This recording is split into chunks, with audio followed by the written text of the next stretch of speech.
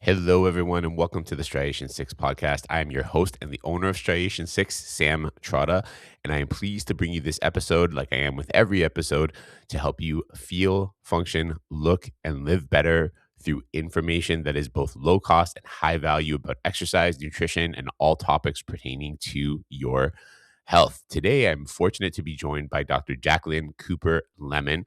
She's a naturopathic doctor who earned a Bachelor of Science from Queen's University in Kingston, Canada, before graduating from the Canadian College of Naturopathic Medicine in Toronto in 2012. She is the Senior Manager of Medical Affairs at Nestle Health Science Canada. Jacqueline is a passionate educator, authoring several peer-reviewed articles and speaking nationally on a wide range of topics. She values quality education as a means of empowering others with respect to their health.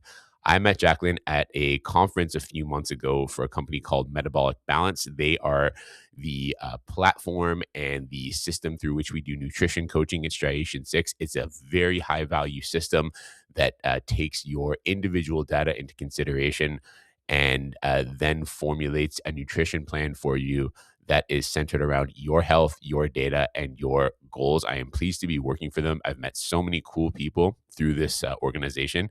And when I was at the conference a few months ago, there was a speaker, Jacqueline Cooper-Lemmon, who was talking about GLP-1s and the importance of nutrition support around, for people who take GLP-1s. And I was really taken by her talk, particularly her approach.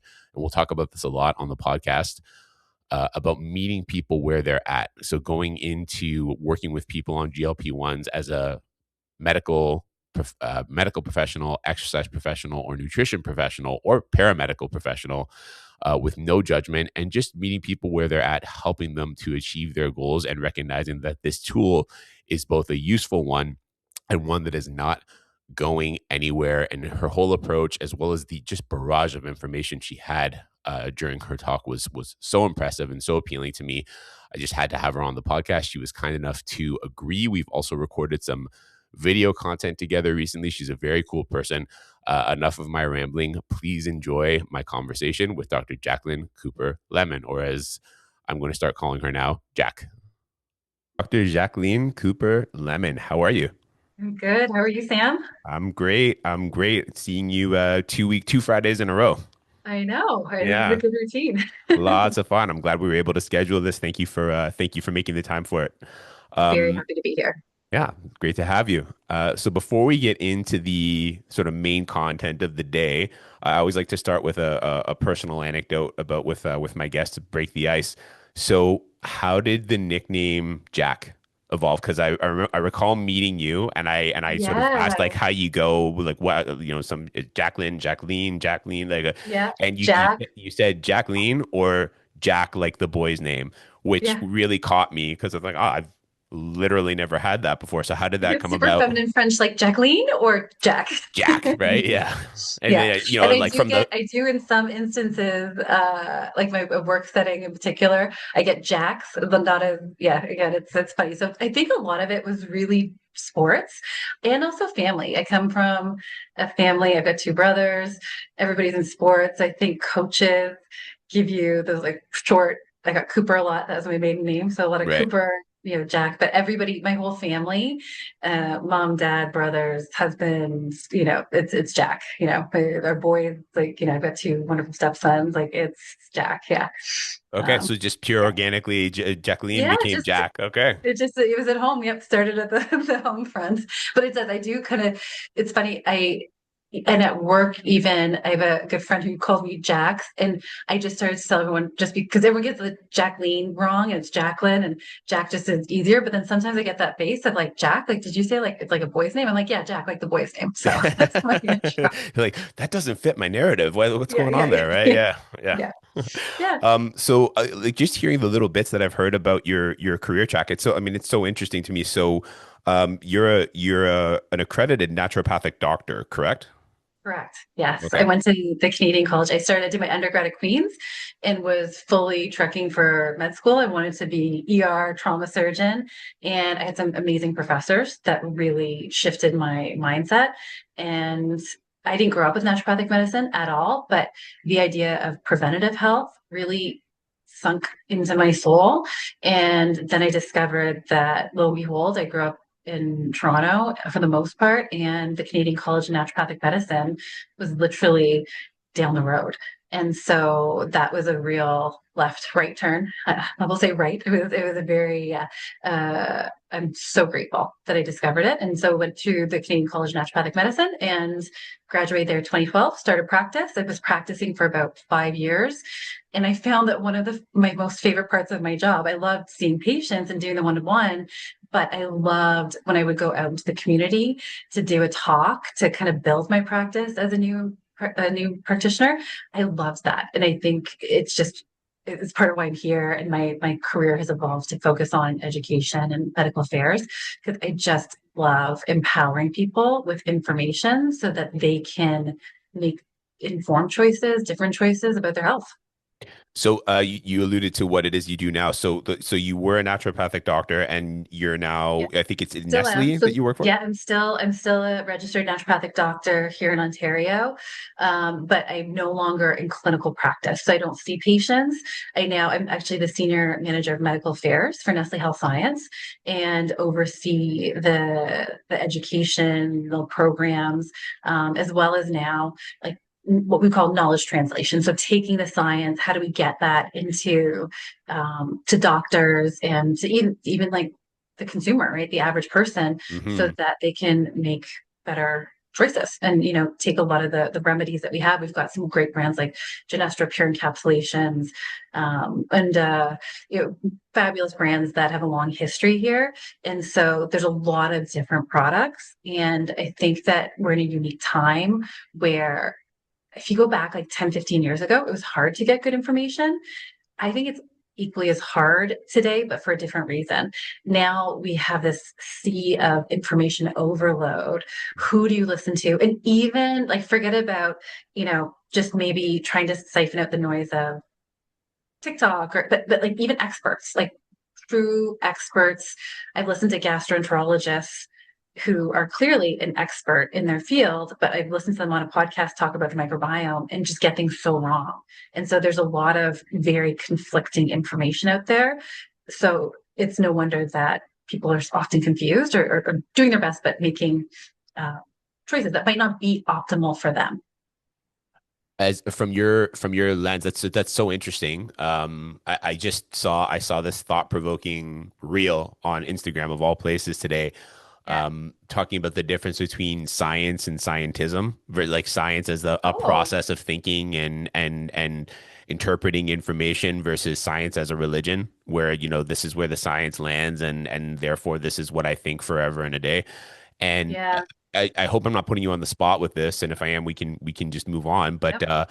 what are some of the sort of, I don't know, popular or widespread bits of information right now that you see from your lens as being, projected as kind of correct or the way to go, but from your lens seem like, no, that's at least a little, left of center or just wrong. What are some Yeah. of the things you see out there today?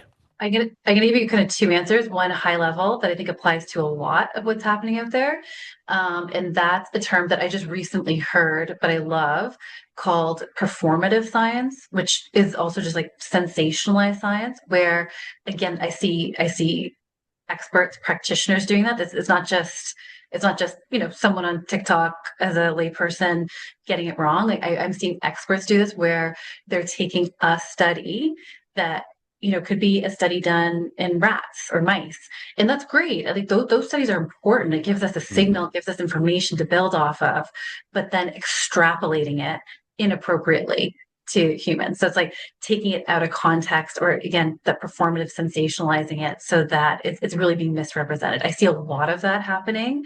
And even with doctors who get overloaded with so much information, we're seeing a pattern that not necessarily always doing the due diligence with it, and sometimes the traceability is hard. I was at a conference the other day where I heard some pretty robust claims being made.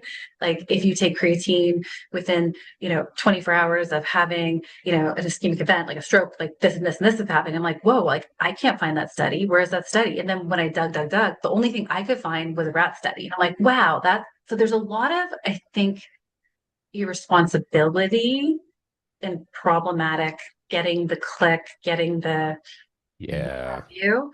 So that's a big picture problem.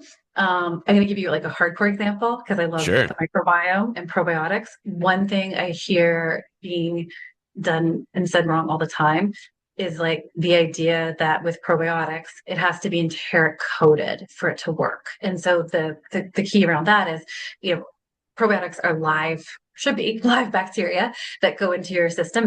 They're dormant in a stage and then they wake up once they get into your gut. And then if they're a good quality, they do a bunch of wonderful things that can help improve certain facets of health. Enteric coating is like a capsule that it protects it from acid and delays the release. Okay. So in theory, at a surface value, that sounds great because you go, oh, wow, my stomach is really acidic. Enteric coating is a great idea because it'll protect the bacteria from my stomach acid and make sure it gets into my intestines and really alive and vital. So at the surface, that makes total sense.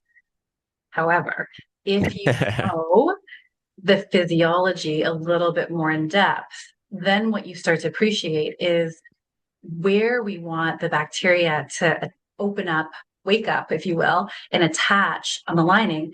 One of the most important parts is the first, 18 inches to 2 feet after the stomach. So the very, very beginning of the small intestine. And like our intestines are long. It's like the small intestine is like 20 feet. It's not that small. Like Right. it's really long. And so those first 2 feet being the most important for the gut brain, gut immune, gut hormonal, like all these big body benefits we're starting to see can be supported through a quality probiotic. Well, if you take an enterically coated probiotic, like some of the so-called experts say you must do for it to be effective, you miss that part because it's not Mm, going to open up until it's well past that portion of the intestines. So you okay. might still get good gut benefits if it's a quality, strain or formula, but you're missing some of the most important opportunity. So like that's one I hear still getting being said wrong by practitioners, again, so-called experts. And again, it's people spend a lot of money on these supplements at times. You want to make sure you're getting maximal impact. Yeah, it's interesting. I'm a business owner. Obviously, I have nothing against making money. I have, respect for people who have built tons and tons of wealth through, hard work and building big companies and products and that kind of thing. But I feel like just like in the pharmaceutical industry, there where you get into supplements and things like probiotics and things like that, there's two kinds of people working at these companies. One are the scientists or nutritionists or naturopaths or naturopathic doctors or doctors who are like really want to help people. And then there are the people who are responsible for creating the maximum return for shareholders. And if they can say something like, well, our probiotic is enteric coated, it's like, oh, enteric coated, it's a little more expensive. It must be better. And all of a sudden, your product sales boost because you were able to advertise this thing that sounds like, whoa, it's enteric coated. Like my probiotic's better than your probiotic, just like my house is better than your house. And all of a sudden we've got better sales, but we have a degraded product in some sense. And in fairness, like I think that there's a lot of I probably could be accused of being naive, but my default is I think most people are really good at heart and doing their best. And so I think most of Sure. the misinformation and mismessaging that we're seeing, I think it's because most people they truly don't recognize it, right? Like they don't understand or know the physiology because it is really an emerging field. Fair And enough. I feel very privileged because through my position, I've had the ability to have very close access to some industry experts like a Dr. Nigel Plummer, people who were and are trailblazers in the field. So it's such an emerging field too. Like I think the evidence is changing so rapidly. And so sometimes people get exposed to a certain part of evidence and then to your point, that becomes their truth. And Right. for some strains, I think that the reality is that there are strains of bacteria out there that cannot survive the stomach acid. Like they can't, they're not acid resistant. So they do need that enteric coating. Oh, However, interesting. However, as we've, again, over the last 20 years, learning more, understanding more, probiotics did really used to be largely most people just thinking of it from gut health. realizing the immune impact, the gut brain axis, like all of these things. I think that that's where there's such a learning curve. So part of what is so important, and I think about certain strains and formulas that I use in practice and I still teach and talk about, they were naturally acid resistant. Like that's why they were selected to be in this particular formula because they had a natural acid resistance to survive the stomach acid. And so, but that's not necessarily true for all. So this is where it's really complicated. But I Sure. agree with you. I think that the commercialization and the recognition by business that there's such a huge opportunity with the growth of awareness. Like the microbiome probiotic category is growing gangbusters. So there is a lot of people jumping in, I think, to get on the bandwagon that do not have the expertise. So they're either best case scenario, they're doing the best with what they know and it's just not that great. Or, in some cases it's just like, hey, how do I make a quick buck? But I Right. hope it's more of the latter. But at the end of the day, it doesn't really matter because there's a what it results in is a really wide range of quality on the market. Right. Right. That's awesome. That's I really appreciate the nuance there, and I see what you're saying, and every time I get reminded of the idea that most people are doing their best Yeah. and coming at things from the best perspective that they can, I'm always humbled by it because I'm like, oh man, did I get cynical there? So I Hey, appreciate I don't get me appreciate wrong, that Sam. I can perspective. get real cynical some days. Like I really try to hold that philosophy, but some days I'm like, I can be a little judgy. I'm like, really? Is that your best? Is that the best we got?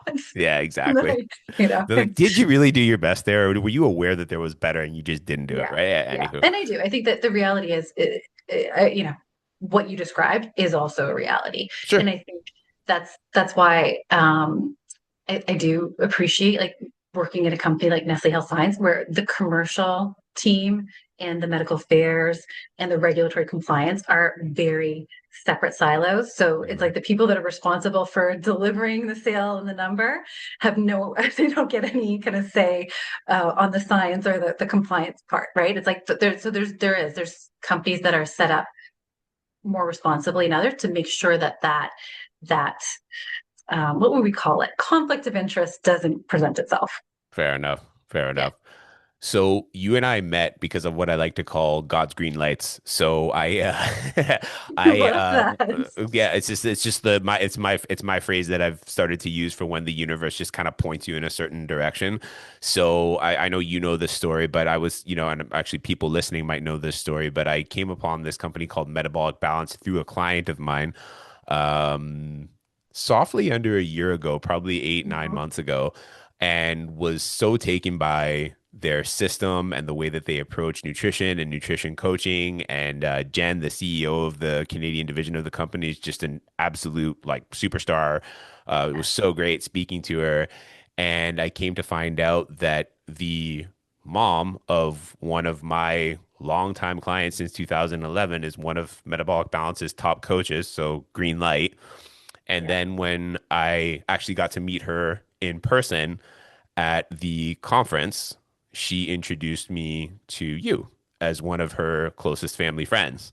And Yeah. then you and I got to talking, and I was really taken by your talk that you gave at the Metabolic Balance Conference, which is kind of the meat and potatoes of what we were sort of going to talk about today, which is the idea of supporting people through good nutrition or through proper nutrition who are on GLP-1s. And I think it's an important topic because, one, these medications are great tools, I think, if used properly, and they're not going anywhere. And a bunch of them are coming off patent. So there's going to be a whole bunch of generic ones that are Yeah. easier to access and all that kind of stuff. And I loved your take, or your, not your take, I loved your content, period. I love the talk. I thought it was super informative, but as much as it was informative, it aligned with how I like to approach exercise, where I think the crux of it seemed to be, and correct me if I'm wrong, meeting people where they're at when it comes to, and that really struck me because, uh, again, this might just be my algorithm, in which case it's my fault that I'm seeing this, but a lot of the content I see from professionals, whether they're medical or health or exercise professionals, when it comes to people using GLP-1s. It's either like you jab that needle in you as high a dose as you possibly can, or how dare you do that to your body? It's cheating. It's not necessary. You just need to be disciplined. And the thing that strikes me when I see that kind of content is it's really not about the user. It's really not about the patient or the client. It's about somebody expressing their personal beliefs that has nothing to do with what their client or patient needs. So to hear someone saying, here's a bunch of information that is relevant to this topic, and then we have to meet people where they're at. That was really refreshing. That was really refreshing, and that's why I reached out to have this chat with you, this podcast chat with you. I appreciate them. And I think that if you just look at every corner of our society right now, there's way too much polarization. And you outlined it perfectly. We're seeing it here in the GLP-1 space. And sure, there's a lot we don't know about what it might mean to give these drugs in these doses, what have you. But I always come back to it, let's focus on what we do know.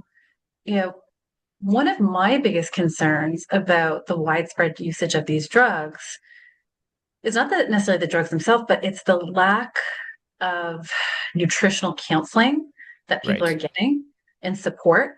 And what we know to be true of any type of significant weight loss, whether it's bariatric surgery or just significant caloric deprivation, uh, those individuals are at risk for nutrient deficiencies. And we know there's a whole host of problems for sure that can stem when you have deficiencies in nutrients. And so when we look at GLP-1s, yes, are we concerned about muscle loss? Yeah, that's a real concern, Yep. as it is with any form of dramatic weight loss. Yes, Is exactly. there concern around bone density? For sure. But again, what do we know could help support these individuals who are taking the GLP-1s, again, for all different reasons? You know, we know that if we can get them a balanced diet that is not just protein focused, because I know there's a huge emphasis on that. And while that is great and incredibly important, I do feel like it's kind of taking up all the oxygen in the room to Yeah. the Yeah. detriment of, again, balance. And so making sure it's not just about protein, it's about having enough fiber, right? Because when you're losing an excessive amount of weight, you're also mobilizing a lot of toxins. So making sure you're getting your sufficient water, fiber, help flush and carry those toxins out, and the nutrients, right? Like again, this is diversity of making it really simple. Diversity of the plant food that you eat. You can just say like, focus on eating a rainbow. Eat foods, vegetables, fruits of all different colors, because every color has a different nutrient profile. So variety of fruits, vegetables is going to make sure you're getting a variety of nutrients, both to hit your body's metabolic needs, but also to feed and support the microbiome. Because a lot of times we can see that when there's shifts, too high protein diet without those fibers, we can really see the microbiome suffer, right? So So yeah, so when you have the prototypical example of someone who says, like, oh, I'm taking this medication, and like, how do you respond as a health practitioner to someone who comes with the anecdote of, I'm losing weight and it's great. I just, I'm taking this medication, and then rather than having three donuts for breakfast, I'm having one. And then rather than having, I don't even know if McDonald's does supersize, but rather than yeah, having the supersize meal at lunch, I'm having like just the burger and a Diet Coke. And then at dinner, I'm only having one piece of fried chicken and a small fries versus, I mean, I'm using an extreme example. I'm using extreme. extreme And examples I'm here. going to say, I'm going to answer with something really, controversial, but I don't know. It's more of a philosophical question. Is those individuals may have been in a real caloric excess? I don't, is it better to be in a caloric deficiency, like a caloric excess of poor nutrient foods and junk food versus just a poor caloric excess? I think I'm thinking even just of my mentor who talks very eloquently, Dr. Ivor Lloyd, about the the severe problems of going through life with a caloric deficiency, Right. right? again, I don't think there's too much equating health with weight. So Yeah. coming down to a healthier weight or BMI doesn't always mean that you're healthier, right? It's one facet in measurement. And yes, I'm not going to die. There's a lot of people that in coming down to that weight, when they see that initial weight, for sure, they might be also seeing, their cholesterol go down, their liver enzymes normalize. Those are all great things. But if left chronically in that state of deficiency, like they're probably going to reap a certain amount of benefit, and then the pendulum starts to swing the other way. And so Right. now we're just inheriting a new set of problems Yes. and and. So I think this is where something like metabolic balance, I think, is perfect because it really focuses on giving people a structured regimen. And, for a lot of individuals on GLP-1s, there's probably a lot of individuals who would have struggled to adhere to their metabolic balance plan, maybe in the past, like if they Right. had that food noise. And so I think that coupling, again, solid nutrition that's meeting all of your needs, with the usage is already going to set someone up for a much better outcome. And then I know when we met, it was such a instant, I'll use your term green light. Like I had a lot of affinity for your approach, and which is why we even we referenced last Friday. We were together filming some videos, Yeah, absolutely. right? Because it's the diet is so important, but we know exercise, especially resistance training, weight bearing, is equally as important to help make sure that we're maintaining muscle and bone density. And I know that's your realm, and so I'm like, as an expert, I'm like, I don't want to touch that piece. So I was excited to have come on board and help again get that information out to people. Yeah, I think it's so important that that information gets out to people, and I think the importance of looking at the individual that has the in air quotes problem versus looking at the problem is such an important facet of things, because if there's someone who's sort of like, the way I think of it is, so if you're not really willing to change anything, um, and you're taking this medication to just limit your consumption of food, it's really kind of the limitation I see with it, and without putting judgment on people, it's at least I hope not, it's not what I'm trying to do, is it's like an externalization of the problem. You're not, you have a problem, and rather than saying I need to do something in and of myself, you're saying, well, I'm just going to put this other thing in my system and it's going to do the work for me. It's going to, Yeah. and I think, God, like the usefulness of the tool, I mean, I'm seeing it in some of my clients, and they're using it well. They've changed their diet and their resistance training. And there's one guy who's down like 40 pounds in under a year, and or excuse me, 35 in under a year. And he's coming down he's a big guy, he's 6'5", but he's coming down from 285, and he's down to around 250, and he's able to, stand without back pain anymore. And it's Life huge. changing. It's huge, but like you said, the nutrient deficiencies aren't addressed by caloric restriction. Yeah, it's that's a whole other problem created. So we just have to help people. And I think again, what can feel overwhelming, there's ways to make it simple. And you said it, and I'm grateful that you pick up on that being my approach, but it's like meeting people where they're at. It's much better to start with small, incremental, sustainable options of change than it is to try to do an extreme overhaul that you're going to give up on. And so it could be something as simple as well, metabolic balance is a key part of it is eat an apple a day, right? Ideally Right. organic because they're heavily sprayed, and ideally a heritage variety.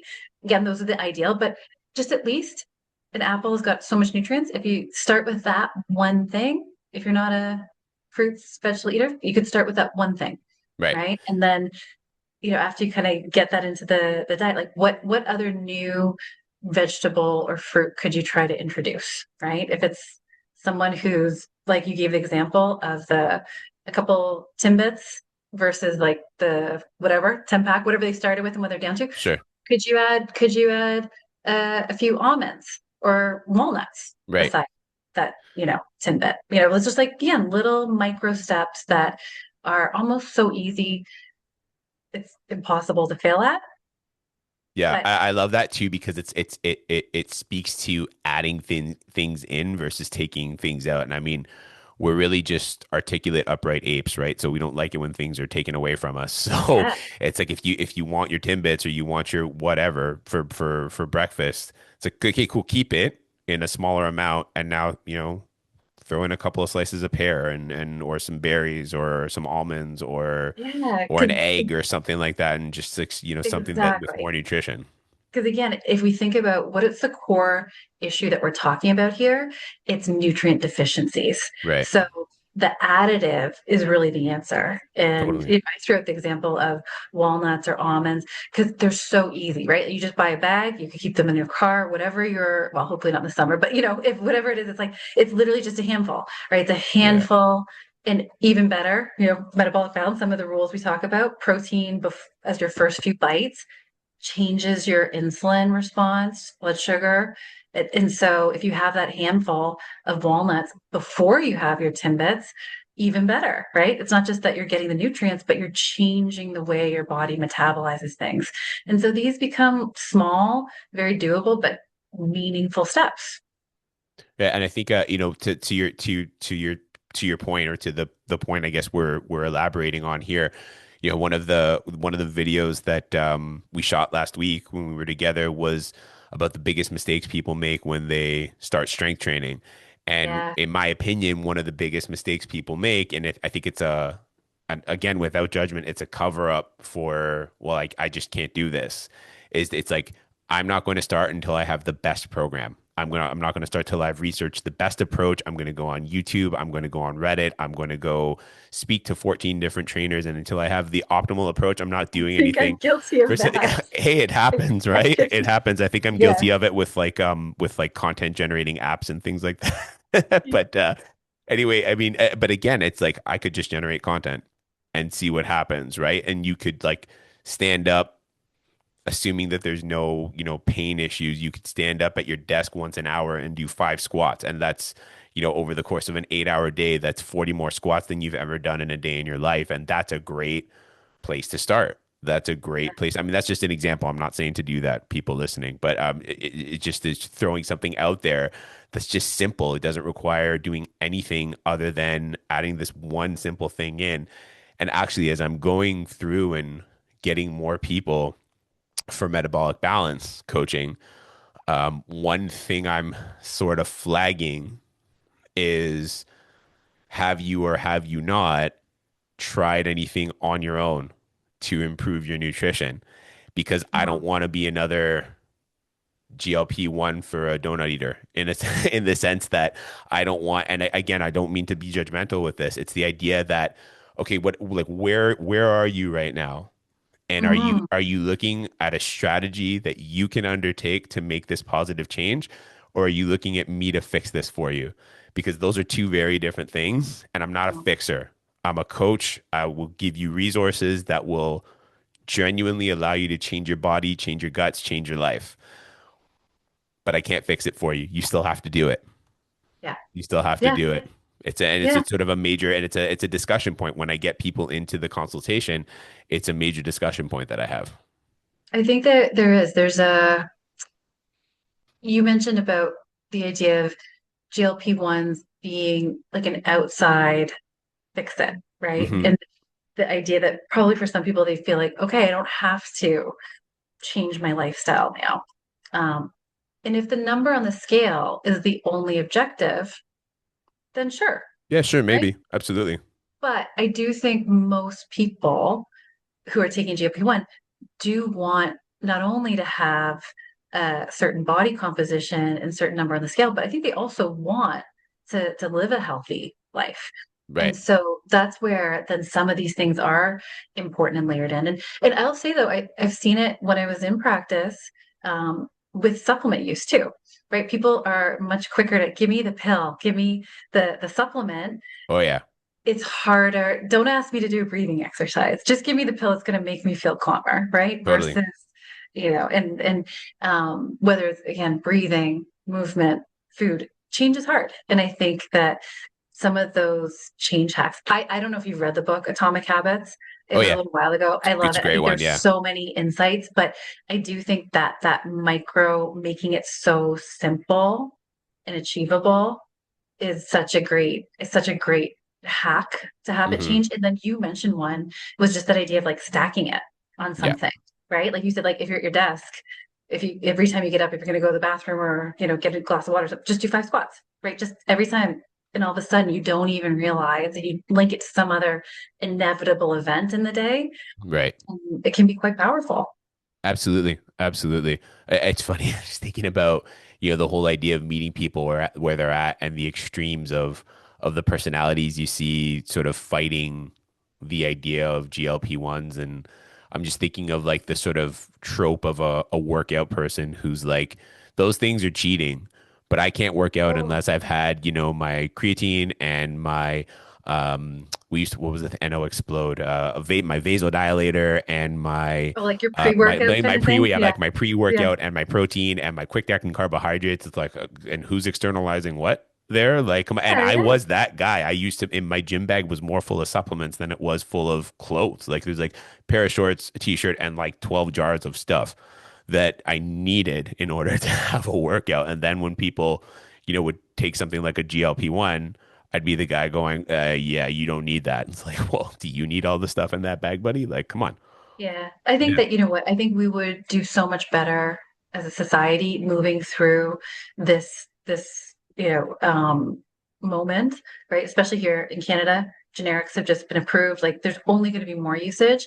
And I think that the the shame, the judgment, it doesn't do anybody Yeah. any good. I know for us as naturopathic doctors, our not like our oath, that we take when we graduate, it's first do no harm. Yeah. There It's is a so great. ton of harm in judgment, right? Like that, Totally. again, it just doesn't serve anybody. So I think, again, meeting people where they're at, and hey, I am, the biggest advocate for supplements and all the things, but not in place of, as an adjunct support to like, the other core facets and foundations of good health. Right. I would say that it's like I used to say to patients, and I still say when I'm giving talks, you can't out supplement a poor diet and lifestyle. You can help buffer it. I kind of see a lot of times that's it can be a real life raft for people, especially as they get to shore through really that meaningful change. Sure. And then some people, like, again, like I'm a believer in probiotics for life. Like there's so much in our environment that hits our microbiome that I think it's a core way to stay optimally healthy. A lot of our food is not as nutritious as it once was because of the Sure. soil quality. So I think there's a lot that we can certainly support our diet and lifestyle with, but we need the diet, lifestyle, stress management, movement, all the things. Like that's the journey that we want to be on. And I'm sure you would agree, it changes, right? Like what we need Absolutely. Yeah. today, or as a 20-year-old versus a 30-year-old, 40-year-old, 70-year-old, like it's gonna evolve. Yeah. As I'm standing in a body that doesn't feel like it used to after a week of, training, it's like, oh man, yeah, definitely. We need some more. I'm gonna take some extra fish oil or something later, just to grease the old joints a little bit. Yeah. So what are you working on right now? You told me about this project called Gallup that you're working on. Yes. Yes, yes, yes. So the name you could see might be inspired by one of my passions in life is horses. I don't know if you guys can see that, but the name really came. I have a partner, Paula DeChico, who's another naturopathic doctor, and it's a baby that it's been long gestation. It's coming to fruition, but the vision was really to empower people with information that help let them responsibly make appropriate lifestyle choices for them, Okay. but also empower them with information so that they can be a much more informed, active patient, so that they can really be a partner in their healthcare with whoever their healthcare provider is by, knowing what things really matter to tell the practitioner or to say, what about this, advocate for themselves. So Gallup is essentially going to be a hub of information and videos, and that's where the metabolic balance will live for me as an on-demand series that will be offered for those who are interested, both that are on a GLP-1 and really want that support, or otherwise are just looking for a different approach to metabolic health and weight management. And so that was, I have to say thank you again, because that was Sure. what we were doing last week, where again, the exercise, the movement is not my area of expertise, but I really want to make sure it doesn't get lost and that the people that are there are getting access to good insights. So yeah. Well, that for me right there is so humbling, like just to hear you say something like that, because correct me if I'm wrong, did I hear you say you actually have your undergrad is in phys ed? Yeah, I did phys ed and Bachelor of Science. I will say full transparency, I didn't get the phys ed degree because I was one elective credit short when I graduated and I never went back, much to my mother's chagrin. But I have one credit short of a phys ed degree on top So of my Bachelor of Science. so you unofficially have a phys ed degree and took the point of view of I'd like someone whose area Oh, of specialty is 100%. exercise Yeah. to come in here versus Yeah. and I think this is, I don't this is my point Yeah. of view. Exercise is often a throwaway. It's kind of like you just like do all these very detailed things from these perspectives, but then with exercise, hey, just go exercise. You're fine. Just do something. Mhm. Mhm. And I appreciate you not viewing it as a throwaway, but rather viewing it as something where somebody who specializes in it ought to come in and give their perspective. I'm grateful to be that guy and openly like I hope we get to make more content. I hope it goes well and I hope we get to make more content. Yeah, I likewise is very, I think we realize very quickly our philosophical approaches align. So yeah, I hope as the Gallup Hub launches and gets going, our intention is to just kind of have an ever increasing amount of content there. So I hope there's more Sam in It the was weeks and months to come. I sort of like I'm laughing looking back on it because the way it was set up was there was a studio was rented for 3 hours for us and a colleague, Yeah, and our colleague had the first hour. So we were supposed to go down and discuss the content that we were going to be making together and ended up just, I yeah, think, philosophizing about like our industries and health and clients and patients and all that kind of stuff. So it was a pretty cool experience. I hope, yeah, I'm looking forward to making more. yeah. And likewise, I hope we get to come back here more. It's always a joy to chat with someone who's very like-minded in a different kind of aspect of our wellness and health field. Awesome. Is there anything else that you'd like anyone listening to know in terms of where they can find you or where they So, can? yep, they can on Instagram, it's gallup.health. And so Gallup, like the word GALLOP dot health, and then gallup.info for the online hub. So that would be where there'll be more and more of this kind of conversation and information. Okay, awesome. And I'm more than happy to send you the MP3 and the MP4 for this so that you if you want to put the conversation up on Gallup, I'm happy to have that. So I can flip that Awesome. over to you. No problem. Thank you. It was great speaking with you.